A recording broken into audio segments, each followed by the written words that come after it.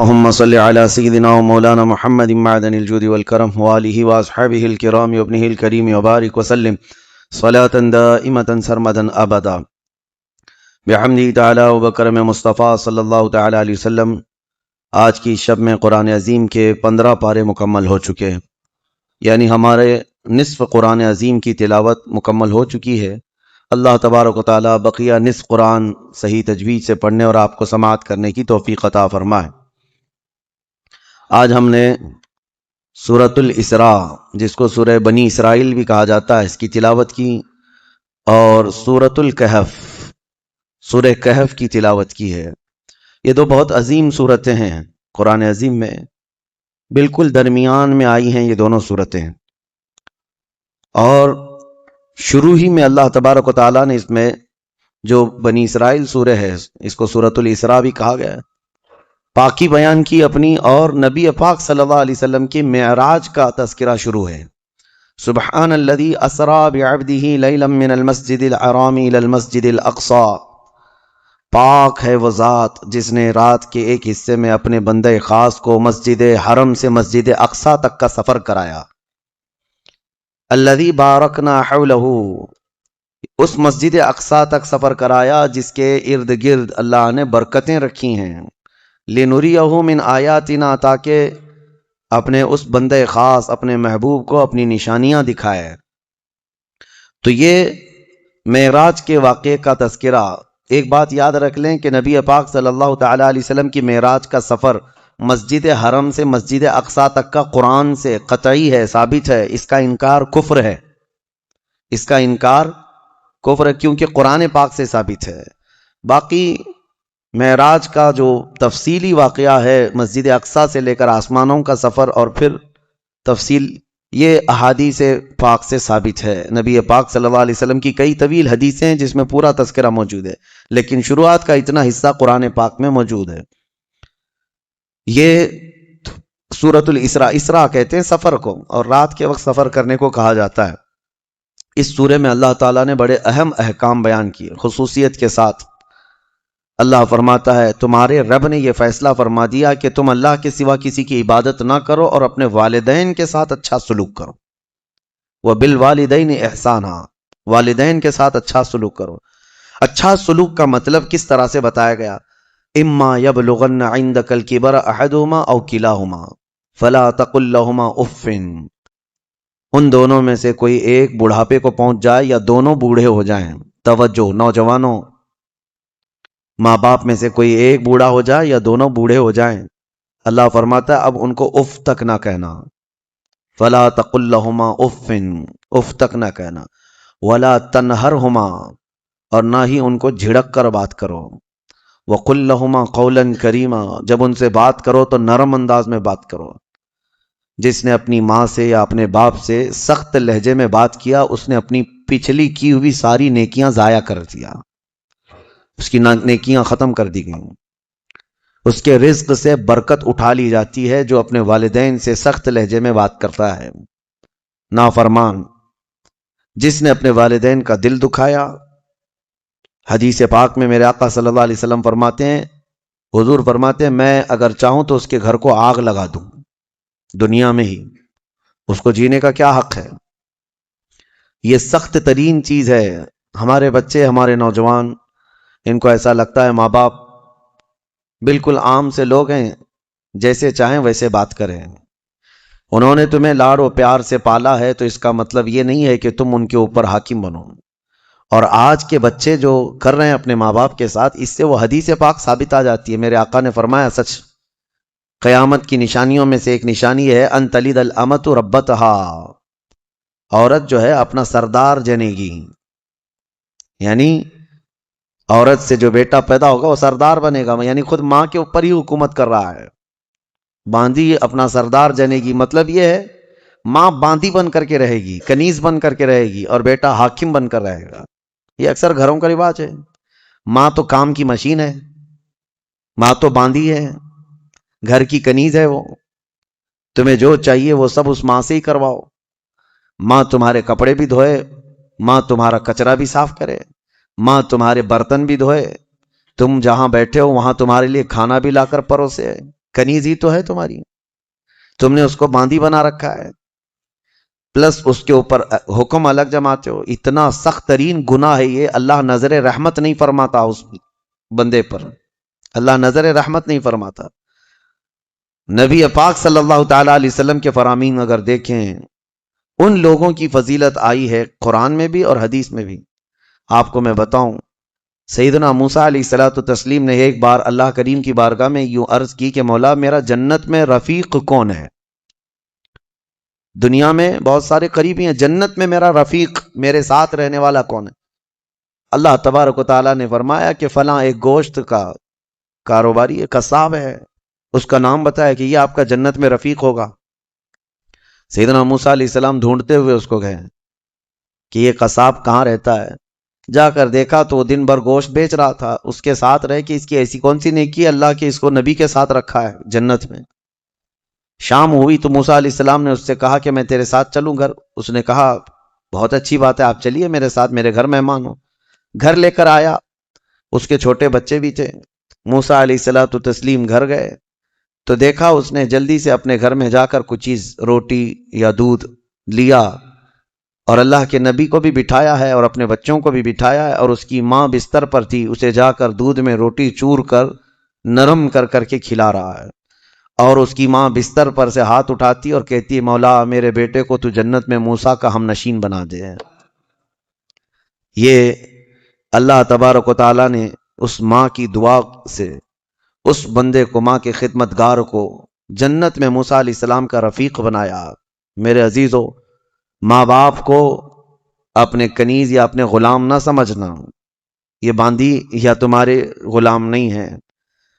اور رب تبارک و تعالیٰ نے ان آیتوں میں فرمایا وَاخْفِضْ لَهُمَا جَنَاحَ الذُّلِّ مِنَ الرَّحْمَةِ وَقُلْ رَبِّ ارْحَمْهُمَا كَمَا رَبَّيَانِي صَغِيرًا. ان کے سامنے جب جاؤ تو اپنے بازوؤں کو نرمی سے بچھا دو. بازوؤں کو بچھا دینا مطلب کیا ہے؟ ان کے سامنے عاجزی کرو. تمہارے باپ بوڑھے ہو جائیں، تمہاری ماں بوڑھی ہو جائے، ان کو یہ احساس بھی نہ ہونے دو کہ وہ ایک چیز کو بار بار بول رہے ہیں. یہ آداب میں لکھا بھی ہے مفسرین نے کہ بڑھاپے میں اگر وہ تم سے دوسری بار سوال کریں ایک ہی چیز کو تو یوں نہ کہنا کہ ابا ابھی تو پوچھے تھے پھر پوچھ رہے ہو آپ، بلکہ ہر بار نئے انداز میں ان کو جواب دو تاکہ اسے احساس بھی نہ ہو کہ وہ بھول رہا ہے. یہ حقیقت میں فرمانبرداری ہے بچوں کی. ورنہ دنیا پرست آج ایسے ہو گئے ہیں کہ نعوذ باللہ من ذالک، ماں باپ کو وہ دیکھنا بھی پسند نہیں کرتے، بات کرنا بھی پسند نہیں کرتے. کتنے بوڑھے ایسے ہیں، کتنے بوڑھے ایسے ہیں. پھر بھی غنیمت ہے ہمارے ملک میں، یورپین کنٹریز، امریکہ میں ایسے حالات ہیں کہ بوڑھے اپنے گھروں میں رہتے رہتے مر جاتے ہیں. ہاسپٹل کو پڑوسی لوگ اطلاع کرتے ہیں کہ اس گھر میں جو بوڑھا تھا انتقال کر گیا، آ جاؤ اس باڈی لے جاؤ. بیٹے نہیں ہوتے ساتھ میں، کوئی نہیں ہوتا. اور آپ پوچھ لینا، مجھے وہاں کے رہنے والوں نے بتایا ہے کہ ایک بوڑھا یا ایک بوڑھی عورت کو کبھی کوئی پوتا ملنے آئے تو اس دن اس کی عید کا دن ہوتا ہے. وہاں پر بہت اس کو اہمیت دی جاتی ہے کہ کسی کا پوتا یا کسی کا نواسا، ناتی ملنے کے لیے آ گیا بوڑھے کو، تو کہا گیا کہ اس کا گھر جو ہے عید کی طرح ہو جاتا ہے، اتنی خوشیاں ہوتی ہیں. اس طرح سے اولاد کو دور کرنے کا نظام بنا کر وہ دنیا میں امن کی بھی بات کرتے ہیں. بہرحال یہ قیامت کی نشانیاں ہیں. حضور پاک صلی اللہ تعالی علیہ وسلم نے اس شخص کے لیے ہلاکت کی دعا کی ہے. ممبر پر کھڑے ہو کر کے میرے آقا نے ہلاکت کی دعا کی ہے، مولا وہ شخص ہلاک ہو، برباد ہو جائے. حضرت جبرائیل امین نے دعا کی اور حضور نے آمین کہا. وہ شخص ہلاک و برباد ہو جائے جو اپنے ماں باپ کو پایا لیکن ان کی خدمت نہیں کر سکا، ان کی خدمت نہیں کر سکا اور ان کو راضی کر کے جنت نہیں حاصل کر سکا. ایسا شخص ہلاک و برباد ہو جائے. حضور نے آمین کہا. اس بات کو سمجھو. کتنی مائیں ہیں جو ہمارے پاس اپنے بچوں کے متعلق کہتی ہیں، کتنے باپ ایسے ہیں جو اپنے بچوں کے متعلق ہمارے پاس کہتے ہیں، اور کتنے تو ایسے ہیں جو یہ کہتے ہیں کاش میری اولاد نہ ہی ہوتی تو میں سکون سے ہوتا. تو تم ایسے تو نہ بن جاؤ کہ تمہارے والدین تمہارے پیدا ہونے پر بھی افسوس کرنے لگ جائیں. وہ زیادہ دن تک تمہارے ساتھ رہنے والے نہیں ہیں، کیا خبر. اس لیے کوشش یہ کرو کہ ان کا احترام کریں، جتنے دن ہیں ان کو سکون کی سانس لینے دو. اور ہو سکے تو اپنے ہاتھ سے ان کی خدمت کرو، اپنے ہاتھوں سے ان کی خدمت کرو، کیونکہ ان کی خدمت کا بدلہ تم دے ہی نہیں سکتے۔ جب تم ماں کے پیٹ میں 9 مہینے تھے، ایک جھٹکا جو تم نے لگایا، تم 7 بار اپنی ماں کو حج کرا کر کے بھی اس جھٹکے کا اجر نہیں دے سکتے، اس کا بدلہ نہیں چکا سکتے۔ تم اپنی ماں کو کندھے پر بٹھا کر حج بھی کرا لو 7 مرتبہ، تب بھی تم اس کا وہ حق نہیں ادا کر سکتے۔ بہت بڑا عظیم حق ہے، اور کتنے ہلکے میں دھڑلے سے نوجوان اپنی ماؤں کو گالیاں تک دیتے ہیں، نعوذ باللہ۔ اور فرمایا گیا کہ جب ماں باپ، ایک نشانی میں آپ کو بتا دوں آپ کی زندگی کی، سب کو بتا دیتا ہوں، اپنی اپنی زندگی میں اس کو جانچ لینا۔ ابھی کل ہی کی بات ہے، میرے سامنے ایک بات آئی تھی، تجربے کی ہے، اس لیے میں آپ کے سامنے کہہ رہا ہوں۔ اللہ ایسا ہرگز نہ ہونے دے ہمارے گھر میں، جس دن ماں اور باپ بیٹے سے بات کرنے میں ڈرنے لگ جائیں کہ پتہ نہیں بیٹا ناراض نہ ہو جائے، فرمایا گیا اس دن اس کے رزق کے دروازے بند ہو چکے ہوں گے، اس کی برکت کے دروازے ختم ہو چکے ہیں۔ ماں باپ جب بچے سے ڈرنے لگ جائیں کہ کچھ کہوں گا تو بیٹا روٹھ نہ جائے، الٹا جواب دے دے گا، رس کر کے روٹ کر کے گھر چھوڑ کر بھاگ جائے گا، یہ سب حالات سے جب ماں باپ تم سے بات کرنے میں ڈرنے لگ جائیں، ڈانٹنا تو وہ بہت پہلے ہی چھوڑ چکے ہیں، اب بات کرنے میں بھی ڈرنے لگ جاتے ہیں جب بچہ جوان ہوتا ہے۔ اصل خدمت اور اصل فرمانبرداری یہی ہے کہ تم جوان اور طاقتور ہو اور وہ بوڑھے ہو چکے ہیں، اور جب ماں باپ جوان رہتے ہیں اور بچہ چھوٹا ہوتا ہے سب ادب کرتے ہیں، کیونکہ اس وقت ماں باپ طاقتور ہیں، کما بھی رہے ہیں، اور بچے کے اندر طاقت نہیں، وہ عزت ہی کرتا ہے، احترام کرتا ہے۔ اصل عزت اور احترام اس وقت ہے جب تم کما رہے ہو، طاقتور ہو گئے ہو، اور ماں باپ بوڑھے ہو چکے ہیں۔ اب دیکھا جائے گا تمہارا امتحان کہ تم اپنے ماں باپ کے ساتھ اب کس طرح سلوک کرتے ہو۔ اللہ کریم ہم سب کو والدین کی فرما برداری عطا فرمائے، اور جن کے والدین موجود ہیں وہ خدمت کر کے وہ جنت حاصل کریں۔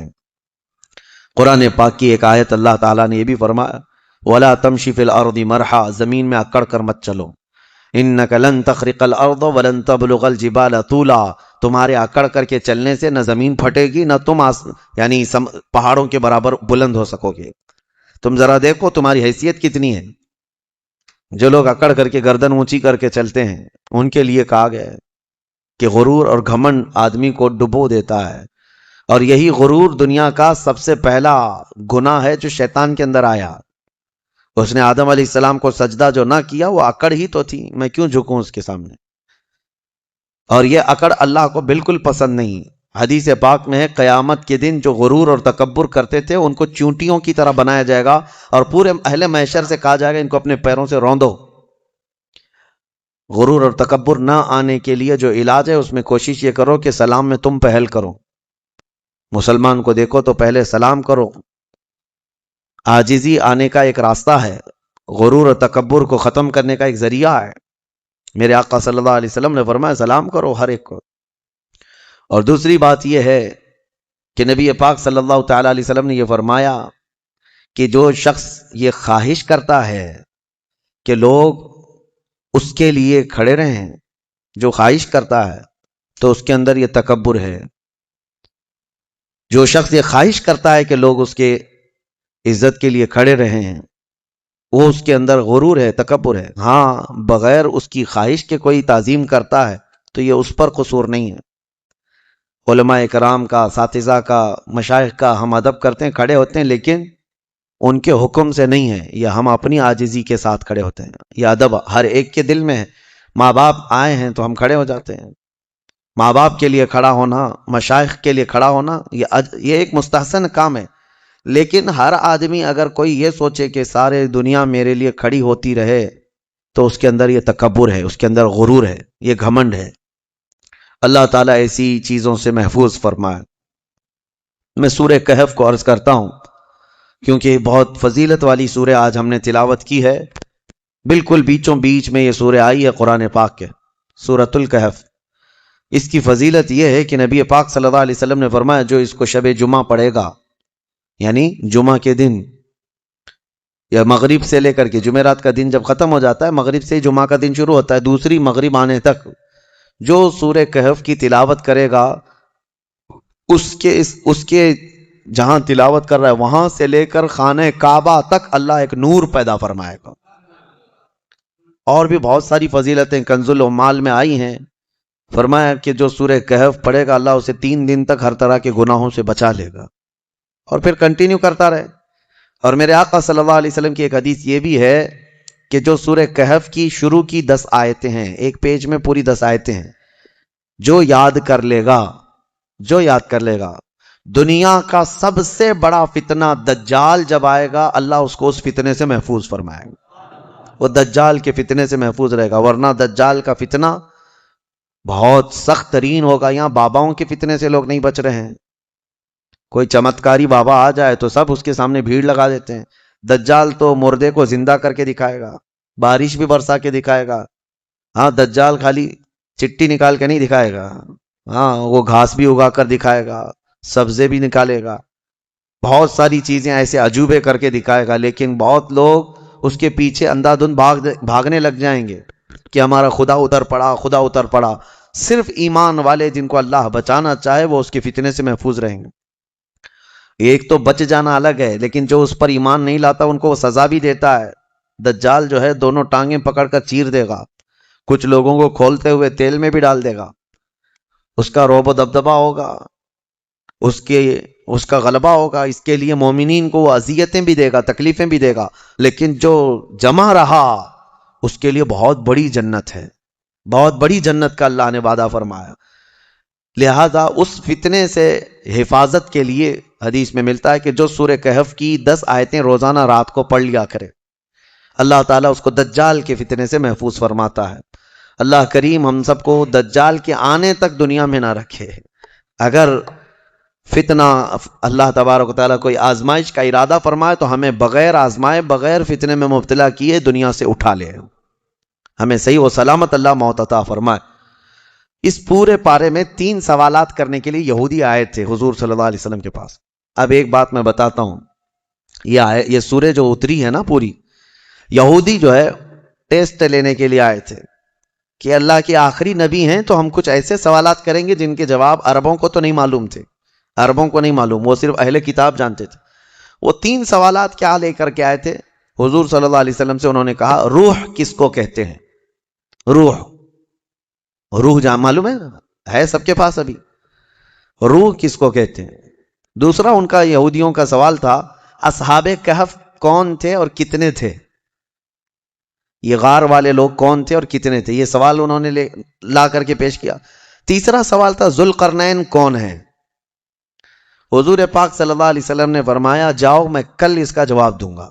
اب سنو، یہ کس کے لیے؟ نبی رحمت سید الانبیاء کے لیے. سنو توجہ سے، جو بڑے ڈھیٹ سے کہتے ہیں نا، عام لوگوں کی بات کر رہا ہوں. رسول رحمت صلی اللہ علیہ وسلم نے یہودیوں سے کہا کہ کل آ جانا میں بتا دوں گا.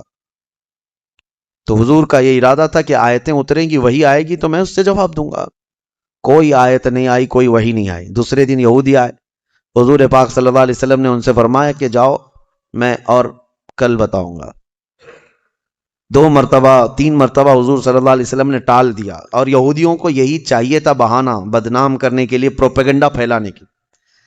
اب آیتیں نہیں آئیں، کئی دن تک وقفہ ہو گیا. روز آیت آتی تھی، کبھی دن میں کئی مرتبہ آیتیں اترتی تھی، لیکن اتنا لمبا وقفہ ہو گیا.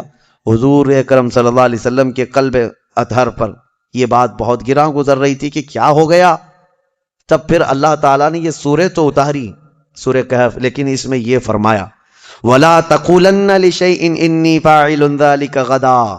اے محبوب ہرگز یہ مت کہنا کہ کل میں یہ کر دوں گا. یہ اللہ تعالیٰ کو پسند نہیں ہے. اپنے رسول کو اللہ تعالیٰ فرما رہا ہے ہرگز یہ مت کہنا کہ کل میں یہ کر دوں گا، الا ان یشاء اللہ. جب بھی کہنا تو یوں کہنا اگر اللہ چاہے تو کروں گا. یہی ہے انشاءاللہ. انشاءاللہ جو ہم کہتے ہیں بعض لوگوں کو شک لگنے لگتا ہے، ارے پکا بولو نا.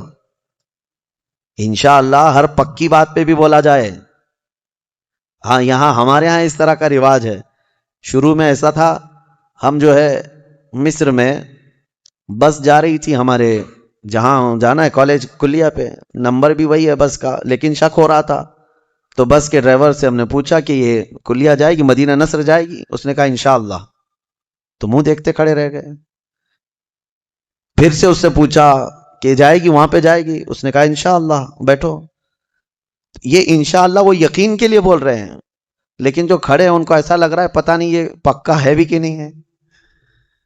نعوذ باللہ. یہاں لوگوں نے بھی جو ہے اس طرح سے بنا لیا ہے کہ اگر ان کو ایسا لگتا ہے کہ ڈاواں ڈول ہے تو ہم یہ بول کے نکل جائیں. ٹھیک ہے، اگر آپ کو کسی معاملے میں شک ہے تب بھی کہو انشاءاللہ، لیکن جس معاملے میں یقین ہے اس میں بھی کہو انشاءاللہ. یقین ہے اس میں بھی کہو انشاءاللہ. اب آپ کو اس مجلس میں بیٹھے ہیں، آپ گھر جانا ہے نا آپ سب کو، جبکہ پکا معلوم ہے ابھی اٹھیں گے اب جائیں گے اب سب لوگ، لیکن آپ کو کہنا کیا چاہیے؟ انشاءاللہ. اگر اللہ چاہے تو میں جاؤں گا، ورنہ ہمیں پتہ نہیں، دروازے کے باہر نکلنے سے پہلے بھی موت آ سکتی. انشاءاللہ کی عادت ہو. اور اللہ نے اپنے رسول کو تنبیہ فرمائی ہے کہ آپ ایسا نہ کہیں کہ کل میں بتا دوں گا، بلکہ یوں کہیں کہ اگر اللہ چاہے تو. اگر اللہ چاہے تو. یہاں لوگوں میں یہ رواج قائم ہو، ہر ایک آدمی یقین والے معاملے میں بھی کیا کہے؟ انشاءاللہ. اللہ تعالیٰ چاہے تو میں یہ کروں گا. ہمارے استاد ایک کہتے تھے، ایک آدمی گھوڑا خریدنے کے لیے آیا، پیسے تھے اس کے پاس 50,000 روپے. امام صاحب کے پاس آیا، کہا کہاں جا رہے ہو؟ کہا گھوڑا خریدنے جا رہا ہوں. تو حضرت نے پوچھا کب؟ آج ہی خریدو گے؟ کہا اب بھی خرید کے لا رہا ہوں. امام صاحب نے، حضرت نے کہا بیٹا انشاءاللہ بولو. کہا انشاءاللہ کچھ نہیں، ابھی جا رہا ہوں مارکیٹ میں، دیکھو پیسہ بھی ہے، لے کے یہاں آؤں گا. یہ یہاں کا رواج ہے، یعنی انشاءاللہ وغیرہ کی ضرورت نہیں ہے، ابھی جا رہا ہوں پکا ہے، لے کے آؤں گا. انہوں نے کہا پھر بھی بولو. کہا نہیں، اس کی کیا ضرورت ہے. گیا وہ گھوڑا خریدنے کے لیے مارکیٹ میں گیا تھا، اس سے پہلے کھانے کے لیے کسی ہوٹل میں گیا، کھانا کھایا، خوب بریانی وغیرہ ساری چیزیں. کسی نے اس کے پاس پیسے مار لیے، پوری پاکٹ کاٹ لیا، پورے جتنے پیسے تھے. اب اس کے بعد اٹھا، اس کے پاس بل دینے کے لیے بھی پیسے نہیں تھے. تو ہوٹل والوں نے کہا کہ یہ تو چور چکا دکھ رہا ہے، اتنا سب کھا لیا اور بل دینے کے لیے برسوں پہلے کی بات ہے. اس کو وہیں پر لگا دیا اور کہا کہ پورے برتن دھل کے جائے. یہاں سے ہوٹل کے پورے برتن اس سے دھلوائے، صفائی کروائے. شام ہو گئی، کپڑے میلے تھے، کچیلے ہیں، پتہ نہیں کتنے ٹیبل صاف کیا، برتن دھویا اور واپس منہ لٹکائے آیا. حضرت بیچ میں مل گئے امام صاحب. کہا کہاں ہے گھوڑا؟ تو اس نے کہا میں انشاءاللہ گیا تھا گھوڑا لانے، انشاءاللہ کھانا کھا رہا تھا، انشاءاللہ کسی نے پیسے چرا لیا، پھر انشاءاللہ ہوٹل والے نے جو ہے برتن منجوایا، پھر انشاءاللہ میں ٹیبل صاف کیا، پھر انشاءاللہ اب واپس آیا. اب تو ہر بات پہ انشاءاللہ. میرے عزیزو، یہ کوئی انشاءاللہ یہ محاورہ نہیں ہے، تکیہ کلام نہیں ہے، یہ یقین کو جتاتا ہے. اللہ کی ذات سے آپ کا کتنا گہرا تعلق ہے. لٹ جانے کے بعد مت کہو، سب کچھ ہونے کے وقت بھی کہو کہ اگر میرا مولا چاہے. اسی طرح کی ایک روایت حضرت سلیمان علیہ السلام کے متعلق ہے. ان کی 100 بیویاں تھیں. انہوں نے ایک رات یوں کہا کہ آج کی رات میں اپنی ساری بیویوں کے پاس جاؤں گا، سب سے صحبت کروں گا اور ہر ایک سے ایک مجاہد بیٹا پیدا ہوگا. لیکن انہوں نے انشاءاللہ نہیں کہا تھا. وہ گئے، رات ساری بیویوں سے ملاقات کی. اللہ کے نبی ہیں، نبی کی طاقت کو عام انسانوں سے کمپیئر نہیں کریں بہرحال. لیکن ان کے اس قول کا کچھ بھی نہیں ہوا. بعد میں ایک ہی بیوی سے ایک بیٹا پیدا ہوا، کمزور. روایتوں میں یہ فرمایا گیا کہ اللہ نے فرمایا اگر انشاءاللہ وہ کہتے، اللہ اگر چاہے تو رب تعالیٰ ساری چیزیں ویسی فرماتا جیسے انہوں نے کیا. بہرحال یہ تنبیہ کے لیے، درس کے لیے. اب جب نبیوں کے لیے اللہ تعالیٰ نے یہ فرمایا ہے تو عام انسانوں کے لیے کیا ہے؟ خیر، آیتیں اتری اور پھر اللہ نے بتا دیا اپنے محبوب کو روح کیا چیز ہے، اصحاب کہف کون تھے، ذوالقرنین کون ہے. یہ تینوں کے جوابات جو یہودی پوچھ کر کے پروپیگنڈا پھیلا رہے تھے کہ رسول کو نہیں پتا ہے، اللہ نے قرآن میں یہ تینوں کے جوابات اتارے. روح اللہ کا ایک حکم ہے، اللہ کا نور ہے. اور اصحاب کہف اللہ نے فرمایا کچھ لوگ کہتے ہیں 5 تھے، 6 تھے، اور کچھ کہتے ہیں 7 تھے، 8واں ان کا کتا ہے. اے محبوب آپ فرما دیں ان کی صحیح تعداد اللہ ہی کو معلوم ہے. 7 لوگ تھے نوجوان. اور ذوالقرنین ان کے بارے میں پھر میں بتاؤں گا. اصحاب کہف کے بارے میں مختصر سی بات بتا دیتا ہوں. ایک بادشاہ تھا دقیانوس. وہ بادشاہ مرتد اس طرح کہ وہ آخرت کا بھی انکار کر رہا تھا اور وہ اپنا ایک الگ دھرم چلا رہا تھا. عیسیٰ علیہ السلام کا دین پرانا ہو گیا، یعنی عیسیٰ علیہ السلام کے دین میں ہی یہ چیزیں ہو رہی تھی. تو وہ اس زمانے میں سب لوگ بت پرستی میں اور خدا کے انکار میں مبتلا تھے. تو 6-7 لوگ ایسے تھے جو بادشاہ کے سپاہیوں میں تھے یا وزیروں میں تھے یا الگ الگ تھے. یہ لوگ پوشیدہ طور پر اللہ ہی کی ذات پر یقین رکھتے تھے، ایمان رکھتے تھے، لیکن یہ ظاہر نہیں کر رہے تھے کہ ان کے بادشاہ مار ڈالے گا. لیکن کب تک اس طرح چھپ کر کے رہے؟ تو یہ 7 لوگ یا 8 لوگ جتنی ان کی تعداد تھی، ایک جگہ یہ لوگ مل لیا اور کہا کہ ہم یہ شہر چھوڑ کر بادشاہ کی سلطنت سے دور چلے جاتے ہیں تاکہ ہمیں ہمارے دین پر آسانی سے عمل کا موقع ملے. وہ سب بادشاہ کو چھوڑ کر کے اچانک ایک دن رات کو طے کر کے نکلے. راستے میں ایک کتا ان کے ساتھ ہو گیا. انہوں نے کتے کو کہا کہ یہ کتا کہیں بھوکے گا تو ہم کو پکڑوا دے گا، اس کو چھوڑ دو. تو کتے نے فصیح زبان میں کہنا شروع کیا کہ میں بھونک کر پکڑوانے کے لیے نہیں بلکہ میں تمہاری حفاظت کے لیے ساتھ چل رہا ہوں. اللہ نے اسے زبان دی. یہ واقعہ موجود ہے. جب وہ لوگ نکلے، بہت دور، آبادی سے بہت دور نکلے اور ایک غار میں جا کر کے انہوں نے آرام کی غرض سے پناہ لی، گئے اور سوئے. اب رب تعالیٰ فرماتے ہیں فَضَرَبْنَا عَلَىٰ آذَانِهِمْ فِي الْكَهْفِ سِنِينَ عَدَدًا، ہم نے ان پر ایک لمبے سالوں تک نیند طاری کر دی. وہ سوئے تو سوتے رہ گئے. اب ہوا یہ کہ بادشاہ کو دوسرے دن کسی نے شکایت کی کہ 7 لوگ آپ کے وزیروں میں سے، سپاہیوں میں سے ایسے ہیں جو آپ کے دین پر نہیں، وہ اللہ پر ایمان رکھتے اور وہ شہر چھوڑ کر چلے گئے. بادشاہ نے ان کی تلاش جاری کروائی، کہاں ہیں ڈھونڈو. جب تلاش جاری ہوئی تو ایک چرواہے نے بتایا کہ ایک جگہ سے میں ان کو گزرتے ہوئے دیکھا، اس غار میں گئے. بادشاہ اپنے سپاہیوں کو حکم دیا کہ جاؤ اس غار میں دیکھو. دیکھا تو کچھ لوگ سوئے ہوئے تھے. بادشاہ نے کہا ان کی سزا یہ ہے کہ ان کے غار کے منہ پر دیوار بنا دو، ان کی قبر یہی ہو جائے، یہ باہر یہاں سے نہ نکل سکے. اس غار کے منہ کو دیوار چڑھا کر بند کر دیا گیا. یہ سزا تھی بادشاہ کی طرف سے کہ وہ میرے دین سے نکلے ہوئے لوگ ہیں. خیر سارے لوگ چلے گئے تو ایک چرواہے نے وہاں پر جو موجود تھا، اس نے ان کی پوری تاریخ، ان کے نام لکھ دیے، یہ کون لوگ تھے، یہاں کیوں آئے تھے اور ان کے اوپر کیا سزا ہوئی. بات ہو گئی. یہ دقیانوس بادشاہ کا ظلم تھا. وہ لوگ چلے گئے. اب یہ لوگ سوتے رہے. قرآن میں ہے 309 سال تک سوتے رہے. 309 سال. اصل میں یہ 300 سال ہی ہیں، لیکن یہ جو سورج کے سال ہیں جن کو شمسی سال کہتے ہیں، جنوری، فیبروری، مارچ، اپریل، یہ شمسی سال ہیں، یہ سورج سے چلتے ہیں. اور قمری مہینے جو ہیں چاند سے چلتے ہیں، جو محرم، صفر، ربیع الاول، ربیع الاخر. اس میں اور اس میں فرق کیا ہوتا ہے معلوم ہے؟ ہر 100 سال پہ 3 سال کا فرق آ جاتا ہے. ہر 100 سال پہ 3 سال کا فرق آ جاتا ہے. یعنی اسلامی مہینے کبھی 29 کے ہوتے ہیں، کبھی 30 کے، کبھی 2 مرتبہ 29 کے ہو گئے. یہ جو چاند والے مہینے، ہم ان کو اسلامی مہینہ کہتے ہیں، اصل یہ چاند کے مہینے، چاند ایسے چلتے ہیں. اور باقی جو سورج سے چل رہے ہیں شمسی مہینے، جنوری، فیبروری، یہ فکس ہیں. ان میں کوئی چاند بھی دیکھنے کی ضرورت نہیں، سورج بھی دیکھنے کی ضرورت نہیں، وہ فکس ہیں. تو ان سالوں کے اعتبار سے جو شمسی سال اگر 100 سال ہو گئے تو قمری جو ہے نا 103 سال ہو جائیں گے. اس طرح 300 سال شمسی وہ اصحاب کہف سوتے رہے، لیکن قمری مہینوں کے اعتبار سے 309 سال ہو گئے. 9 سال ایکسٹرا. تو 309 سال کے بعد اللہ تعالیٰ نے دوبارہ کیسے ان کو اٹھایا؟ اب روایت میں یہ ہے کہ ایک بادشاہ آیا، بیدروس.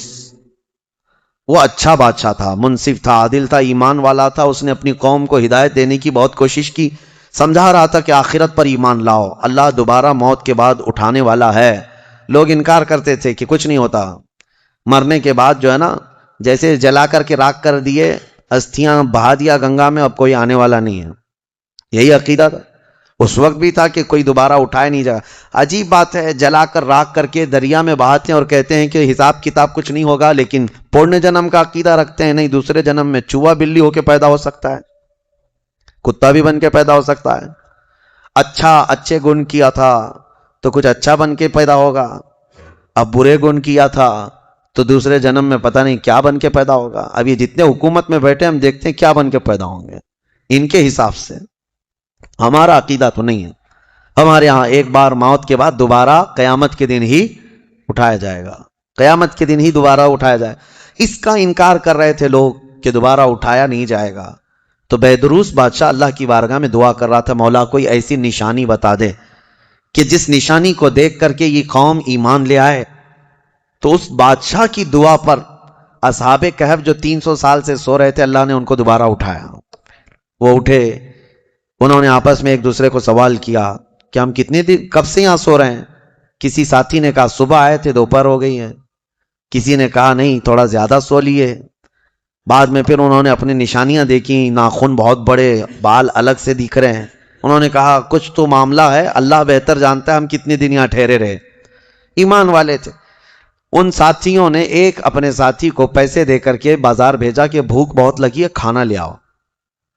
دیکھیں اللہ دوبارہ زندہ کر رہا ہے تو کھانے کی بھوک بھی ہے، انہیں بھیجا، اور اس کو یہ کہہ کر کے بھیجا کہ خبردار کوئی بھی تمہارے اوپر نظر نہ ڈالے، بادشاہ کی پولیس، کہ اگر وہ بادشاہ کو پتا چل گیا تو ہم سب کو گرفتار کر لے گا۔ وہ 300 سال پہلے کی بات بول رہے ہیں۔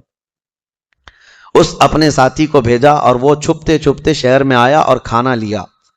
کھانا لے کر کے اس نے پیسے دیا تو دکان والے نے دیکھا پیسے یہ کون سے، 300 سال پہلے کے پیسے۔ ظاہر سی بات ہے حکومتیں بدلتی ہیں، سکے بدل جاتے ہیں۔ اس کی تو سب سے بہترین مثال ہمارے زمانے میں دیکھ لیا۔